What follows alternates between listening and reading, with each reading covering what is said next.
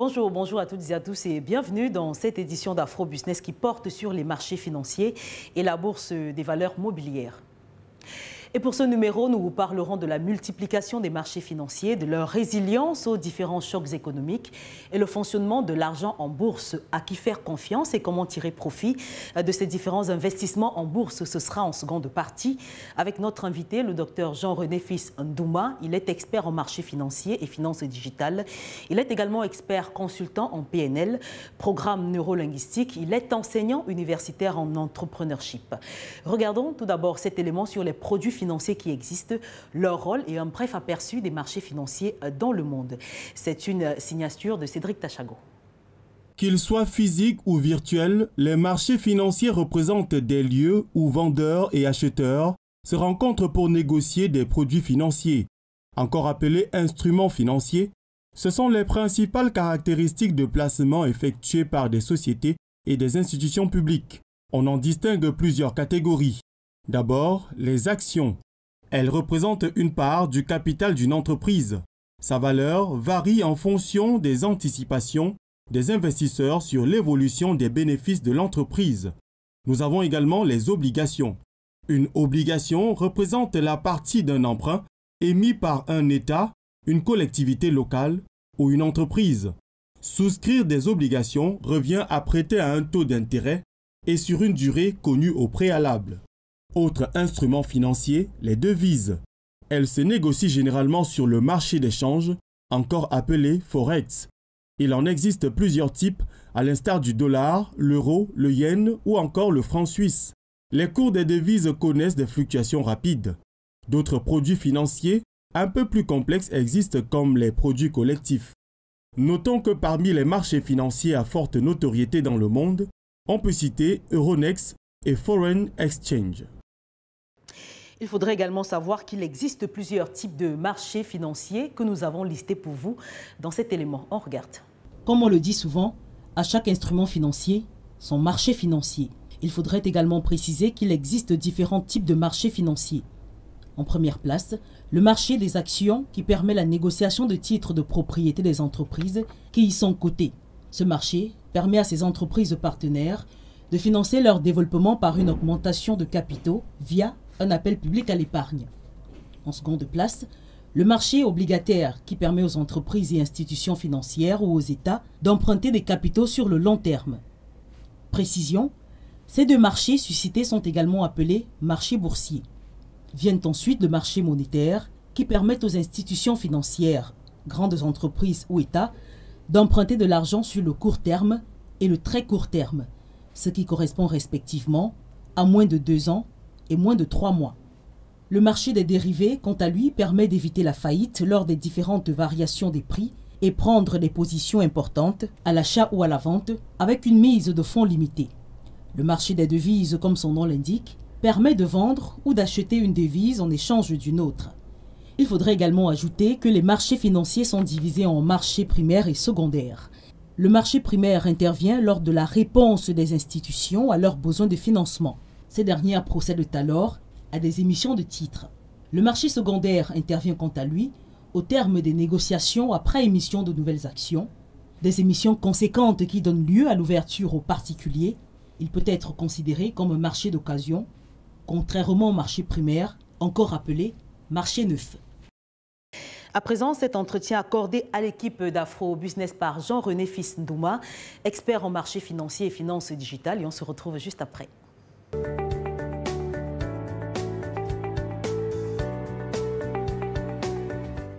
Bonjour Jean-René Fils Ndouma et bienvenue dans Afro Business. Bonjour Madame Amenga, merci pour cette invitation. Alors nous poursuivons notre série d'émissions sur la bourse des marchés financiers entamée il y a quelques semaines. Aujourd'hui, on aborde la question de l'impact de ces outils dans les différentes économies, notamment africaines. Alors je vous pose la première question, celle de savoir si une multiplication des marchés financiers pourrait-elle être considérée comme une ouverture vers peut-être plus d'efficacité? Oui, la diversification présente toujours un avantage en termes de possibilités de compétitivité et donc en termes aussi de qualité de services rendus. Et ici même, on va également relever qu'en termes de performance de marché, parce qu'il y a un certain nombre de qualités, de critères qui attirent, n'est-ce pas, les consommateurs vers l'un ou l'autre marché. Et donc, théoriquement, et dans le principe fondamental, plus on a des marchés financiers, plus on a la possibilité de choisir là où on va investir avec un peu plus de sécurité. Et si on venait à avoir un peu plus de modernité et de modernisation de ces différents systèmes? Alors, la modernité et la modernisation s'imposent par la digitalisation. Vous savez que nous sommes foncièrement dans l'ère du digital. Aujourd'hui, de plus en plus, les choses deviennent électroniques. Si on se connecte maintenant sur Internet et on interroge le nombre de personnes qui sont connectées en direct, vous allez vous rendre compte que c'est autour de 5 milliards d'individus dans le monde, sur pratiquement 8 milliards. C'est énorme. Ça veut dire qu'Internet, aujourd'hui, avec tout ce qui s'y passe, présente un monde d'ébullition, un monde d'opportunités et d'affaires qui, en réalité, est plus actif que le monde réel aujourd'hui. C'est pour ça que, sur le plan des marchés financiers, même les outils, les instruments financiers sont obligés de s'adapter à cette digitalisation, puisque les clients exigent que l'adaptation soit effective.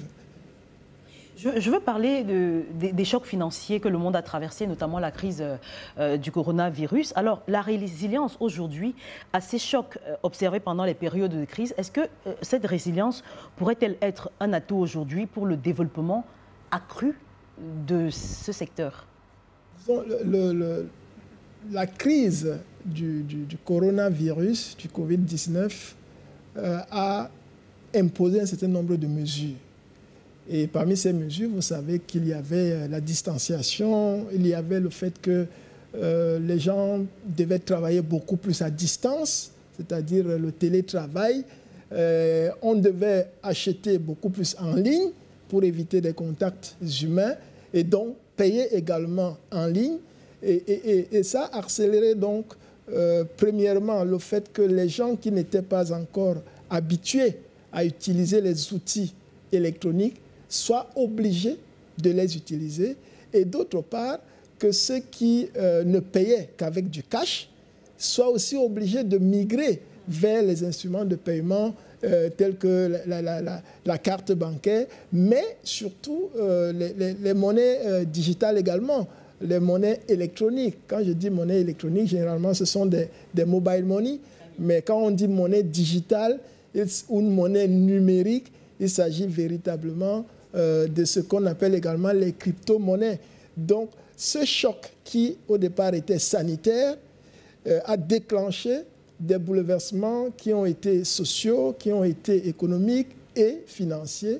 La résilience, elle est due au fait qu'aujourd'hui, on commence à s'habituer à ce qui était pris comme mesure opportune, parce que c'était la crise, mais ces habitudes sont restées pour beaucoup de personnes et ont continué. On a vu des pays brûler carrément des billets d'argent parce que, estimaient-ils, cet argent était transmissible, n'est-ce pas, du virus de Covid-19. Voilà donc voilà des choses qui sont des acquis et que nous continuons d'utiliser aujourd'hui, même pour ceux qui étaient encore un peu réticents. Mais est-ce que justement ce genre de choc peut être vu ici comme un élément accélérateur de la diversification, la multiplication de ces marchés? C'est exactement cela. C'est exactement cela. J'apprécie l'ingéniosité de vos questions. Ça a accéléré véritablement l'adoption de ces outils numériques. L'adoption, parce que quand on impose le télétravail, vous êtes obligé d'utiliser un certain nombre d'instruments, votre laptop, votre plaque, votre téléphone. Donc, vous êtes obligé d'utiliser la connexion Internet, etc. Et, comme je le disais tantôt, vous êtes obligé également d'acheter à distance et de pouvoir payer à distance. Donc, tout ceci a accéléré plutôt l'adoption du numérique et a donné d'ailleurs un certain nombre de possibilités aux sociétés qui sont de ce domaine. On parle souvent des FAGA. Voilà, vous savez, FAGA, sans faire la publicité, je pense que nos téléspectateurs savent ce que c'est. Sinon, c'est Facebook, c'est Apple, c'est Amazon, c'est Google, et Microsoft également, parce qu'il n'y a pas que 4. Là, bientôt, on a un autre une autre grosse pointure qui arrive sur le marché, c'est On Passive. Donc, ces sociétés qui sont spécialisées dans le numérique ont vu leurs bénéfices tripler, quadrupler, ce qui va véritablement dans le sens de la question que vous avez posée. Alors, on va peut-être sauter, on aura l'impression que c'est un saut, mais on en parlait déjà sur le lien et les rapports entre les marchés boursiers, les investisseurs et les clients. Quel est le lien qui unit ces trois entités? Alors, généralement, quand on parle de marché boursier, c'est un marché dont l'accès direct est réservé à ce qu'on appelle les intermédiaires financiers. Les intermédiaires financiers, ce sont aussi ce qu'on appelle des prestataires de services d'investissement. C'est-à-dire que vous et moi, en tant que particuliers, nous ne pouvons pas avoir un accès direct à la bourse. Mais nous pouvons passer par une institution spécialisée qui peut être une banque, mais pas une banque commerciale. Parce que les banques commerciales n'ont pas vocation de jouer le rôle de facilitateur pour l'accès au marché financier. Les banques commerciales sont des intermédiaires. Donc, on les mandate. En fait, les banques commerciales font ce qu'elles veulent de nos fonds sur le plan réglementaire. Alors que quand on est un facilitateur, quand on est un prestataire de services d'investissement sur le marché financier, on a le mandat du client qui vous dit « Moi, je veux les actions de telle société m'intéressent, achetez-les pour mon compte. Négociez avec ces actions pour mon compte. » Donc, à partir de ce moment-là, la différence commence à être plus claire. Le marché, c'est l'entreprise de marché, ce qu'on appelle vulgairement la bourse, mais c'est un ensemble d'institutions. On l'a évoqué la fois passée, peut-être à titre de rappel. Vous avez le régulateur qui est au-dessus parce qu'il supervise. Oui. Vous avez l'entreprise de marché elle-même qui est responsable de toutes les opérations. Mais vous avez, à côté de cette entreprise de marché-là, la banque de règlement pour s'assurer que toutes les transactions financières vont être faites. Vous avez également la banque des titres qui est là pour s'assurer que l'échange basé sur les titres sera également fait pour éviter qu'on soit jugé parti. Et enfin, vous avez ce qu'on appelle donc les intermédiaires financiers qui, eux, s'assurent que les clients ne puissent pas avoir accès, mais qu'ils puissent bénéficier d'un service de qualité sur le marché financier. Donc le client, c'est celui qui est intéressé par une action ou une obligation et qui devrait d'abord se rendre auprès de sa banque.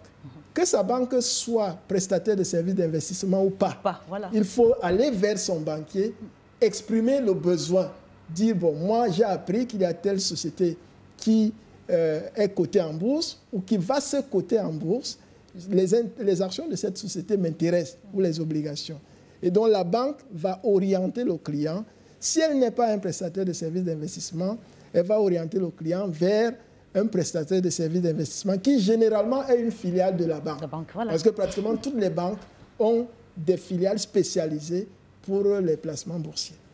Passons à présent au fonctionnement de la bourse. Vous venez d'ailleurs de le dire la dernière fois, vous donniez une définition de ces termes. Et aujourd'hui, je vous pose la question de savoir quels sont les rôles et le fonctionnement de la bourse sur le financement des économies et la construction d'un patrimoine financier. C'est quoi son rôle dans le financement des économies et la construction d'un patrimoine financier? D'accord. Donc, il faut savoir que classiquement, le financement d'une économie est d'abord basé sur le fonctionnement des banques commerciales. C'est pour ça que lorsqu'on parle de surliquidité bancaire dans notre espace, c'est-à-dire notamment dans l'espace CEMAC, et qu'on se plaît en même temps de la rareté des crédits, il y a un paradoxe. Le paradoxe, il se comprend en ce sens que les banques commerciales peuvent dire que nous recevons les dépôts des clients à très court terme et nous ne pouvons pas nous permettre de financer le moyen et le long terme. Parce que généralement, si tous les clients venaient vers la banque demander de retirer leurs fonds, la banque ferait faillite. Donc la banque joue un peu avec les délais, avec les montants qu'il a à sa disposition pour pouvoir satisfaire la demande. Mais cette demande, c'est qui? Nous avons deux catégories de personnes. On a les épargnants et nous avons les investisseurs. Les investisseurs, ce sont des gens ce sont les agences économiques à besoin de capitaux. Okay? C'est-à-dire qu'on collecte chez les petits, entre guillemets, oui. Et puis on prête aux grands. Aux grands. Chez les petits épargnants pour... Oui, pour prêter aux grands. Mais avec les banques commerciales, il y a des limites. On peut vous prêter, je dis n'importe quoi, 20 millions de francs CFA. Une banque commerciale peut se permettre de le faire pour 6 mois ou 1 an. Mais si vous arrivez devant une banque, Madame Ga, et vous dites « j'ai besoin d'1 milliard de francs CFA pour 4 ans », on va vous dire gentiment que nous ne pouvons pas le faire. Quelles que soient vos garanties, parce qu'il y a une question de vocation de la banque commerciale. C'est pour ça que le marché financier naît. Le marché financier, lui, il naît pour permettre aux gens d'avoir des montants importants. Et quand je dis les gens, ce sont les entreprises. Très bien. Ce sont les investisseurs. Ce n'est pas les particuliers. Ce n'est pas les particuliers. Donc son rôle, c'est de pouvoir mettre ensemble, d'un côté, les épargnants qui vont donc solliciter ces titres financiers, qui sont les actions ou les obligations, et ceux qui ont besoin des fonds, sans s'endetter. Vous voyez, l'entreprise a des fonds, mais elle ne s'endette pas. Si ce sont les actions, vous devenez copropriétaire de l'entreprise en mettant à sa disposition les fonds dont elle a besoin. Si ce sont les obligations, vous prêtez de l'argent à l'entreprise qu'il va vous rembourser à terme avec un taux d'intérêt bien précis. Donc, le rôle du marché financier, c'est de financer le moyen et le long terme, c'est-à-dire permettre aux entreprises qui en ont besoin d'avoir des fonds, des montants assez importants sur des durées assez longues. Parce qu'il ne faut pas qu'un chef d'entreprise soit stressé pour rembourser, n'est-ce pas, un crédit. Pourtant, c'est souvent le cas. Donc, c'est un marché qui vient compléter le marché bancaire, c'est-à-dire le marché des crédits. Il vient compléter parce qu'il y avait un vide. Sauf que ce marché aussi est le poumon d'une économie. Parce que dès que vous avez une bourse, n'est-ce pas, des valeurs mobilières dans un espace, ça devient ce qu'on appelle le baromètre de l'économie de cet espace. Quand un investisseur veut arriver dans un espace où il y a une bourse, il interroge la santé de l'économie à travers cette bourse-là. C'est pour ça que vous avez les indices boursiers qui indiquent comment la bourse se porte. Voyez? Donc, en tant que baromètre d'une économie, c'est le marché le plus important pour l'économie. Ce n'est pas le marché bancaire qui est le marché le plus important pour une économie. Donc, voilà le rôle du marché financier. Et il faut éviter de le confondre au rôle du marché des crédits qui, lui, a de sérieuses limites. Et généralement, les limites, c'est que les PME peuvent avoir un peu de crédit, mais les grandes entreprises, c'est quand même difficile qu'elles évoluent sur la seule base de la présence des banques commerciales sur la place. Mais est-ce qu'aujourd'hui, il y a... Maintenant, l'autre volet, c'était comment bâtir un patrimoine. Un patrimoine, effectivement. Donc, voilà. Donc, deux niveaux. Ceux qui sont des investisseurs, c'est-à-dire les entreprises qui sollicitent les ressources financières des autres. Les autres, c'est les ménages, c'est d'autres entreprises, ça peut être même l'État. C'est-à-dire l'État peut être actionnaire, l'État peut être obligataire, c'est-à-dire acheter des obligations d'une autre entreprise ou d'un autre État. Donc, mais les premiers bénéficiaires, ce sont les entreprises qui lèvent les fonds sur ces marchés. Parce que ça va avoir une incidence très importante sur leur pouvoir d'achat, sur les liquidités de l'entreprise, parce qu'elle en a besoin pour se développer. Et plus elle se développe, plus elle diversifie son portefeuille d'activités, le chiffre d'affaires augmente, et donc avec une incidence positive sur les bénéfices et des dividendes pour les actionnaires. Maintenant, ceux qui mettent leurs ressources à la disposition de ces entreprises-là, ils y gagnent également, parce que... alors, pour les obligations, quand vous souscrivez aux obligations, c'est par exemple pour 6 ans, avec un taux d'intérêt fixe. Un taux d'intérêt qui est plus intéressant que si vous souscrivez à un produit d'épargne simple, disons ça comme ça. Mais, et là, vous ne prenez aucun risque, parce que ce sont les obligations. Vous avez prêté, n'est-ce pas? Et on vous a garanti le remboursement à un délai et à un taux fixe. Vous ne prenez pas de risque. Ceux qui aiment prendre un peu de risque, eux, ils sollicitent les actions. Donc, les actions sont des parts du capital d'une entreprise. Si j'achète quelques actions d'une entreprise, ça veut dire que j'espère que l'entreprise va engranger des bénéfices. Des bénéfices, oui. Et comme ça, moi, j'aurai une partie aussi dans ces bénéfices-là.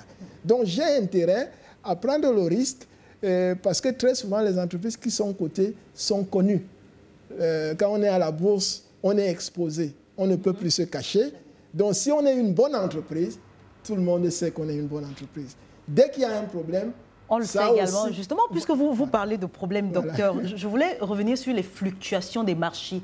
Est-ce qu'il y a également des risques quand on veut faire partie ou pénétrer un marché boursier ou financier pour les investisseurs, par exemple? Oui, il y a un risque. Dès qu'on parle de fluctuations, il y a des risques plus importants. Parce qu'en réalité, le risque zéro n'existe pas. Hein. Mais dès qu'on parle de fluctuations, il faut tout de suite mettre en avant le risque. Parce que fluctuer, ça veut dire que la valeur peut augmenter. Si elle augmente et que vous avez acheté quand la valeur était basse, vous pouvez céder, vous avez le gap, qui est un bénéfice. Mais cette valeur peut aussi chuter après que vous ayez acheté. Au lieu qu'elle augmente, elle chute plutôt. Et il y a beaucoup de facteurs qui peuvent influencer la valeur. Ça peut être une crise, ça peut être un gros investisseur qui utilise l'information en sa faveur. C'est-à-dire qu'il envoie une information sur le marché pour alarmer le marché et créer donc une chute de la valeur de l'entreprise à travers ses actions. Et donc, il y a beaucoup de techniques comme ça qui font qu'on influence la valeur de l'action sur le marché et qui relèvent donc le risque que l'actionnaire ou le co-actionnaire a à pouvoir être actionnaire dans une entreprise. Et je voudrais préciser quand même que si vous n'êtes pas à l'origine de la création de l'entreprise et que vous achetez les actions d'une entreprise, vous n'êtes pas obligé de les garder toute la vie. Donc, vous pouvez demander à votre prestataire de services d'investissement, ce sont des sociétés de bourse, ce sont des gestionnaires de portefeuille, etc. Vous pouvez lui demander à un moment donné de vendre vos actions et donc de reverser la contrepartie en espèces dans votre compte. Et vous n'êtes plus actionnaire de cette société en question. Alors, la dernière question que je vais vous poser avant de sortir, comment comprendre les critiques aujourd'hui portées à l'encontre de ces différents systèmes financiers? Mais il faudrait également savoir que ce système a beaucoup d'avantages. Alors, les critiques sont, premièrement, elles sont indiquées. Parce que dans ces critiques qui se font, j'aime toujours faire la différence entre les initiés, c'est-à-dire les gens qui sont dans le domaine et qui savent comment ça fonctionne, qui en profitent, et ceux qui sont carrément en dehors et qui s'arrêtent sur les perceptions. Par exemple, sur certaines informations qui peuvent même être des fake news, comme vous dites dans votre jargon journalistique. Donc, il est bien de toujours interroger un concept, de l'interroger pour qu'il s'améliore, parce que la perfection n'est pas de ce monde. Mais il n'est pas bon de parler des choses avec assurance qu'on ne connaît pas. Et en ce moment-là, on met les gens en déroute,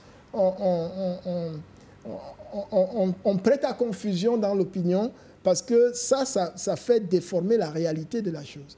Les marchés financiers, évidemment, présentent un risque, mais nous savons que ces marchés sont extrêmement importants. Ils sont indispensables pour une économie. Et aujourd'hui, où nous sommes à l'ère de la mutation du système monétaire international vers une intégration du système, parce que vous avez davantage les crypto-monnaies qui s'imposent, voilà. Et vous avez la blockchain qui s'impose, qui influence même la nature des titres dont nous parlons, les obligations, les actions. Il y a des sociétés qui commencent à les lever grâce à la blockchain. Et on tient des assemblées générales avec la blockchain. On paye les dividendes grâce à la blockchain. Donc, ça permet que beaucoup de choses soient facilitées et sécurisées. Et donc, quels que soient les aléas, les inconvénients, les limites, il faut continuer plutôt de chercher à sécuriser davantage, à améliorer davantage, parce que nous ne pouvons pas vivre sans, en réalité. Blockchain, multiplication des crypto-monnaies, j'espère qu'on vous aura pour en parler sur ce plateau. Merci beaucoup, Jean-René Fils-Ndouma, pour vos éclairages.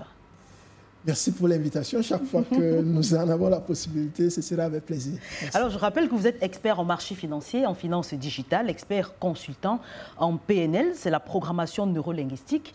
Vous êtes par ailleurs enseignant universitaire en entrepreneurship. C'est exact. Et c'est la fin de ce numéro d'Afro-Business. Merci à vous de nous avoir suivis. Je vous invite également à nous suivre sur nos différentes plateformes de médias sociaux, sur Facebook, sur Twitter, sur LinkedIn ou encore sur Instagram. Très bonne suite des programmes en notre compagnie et à très vite.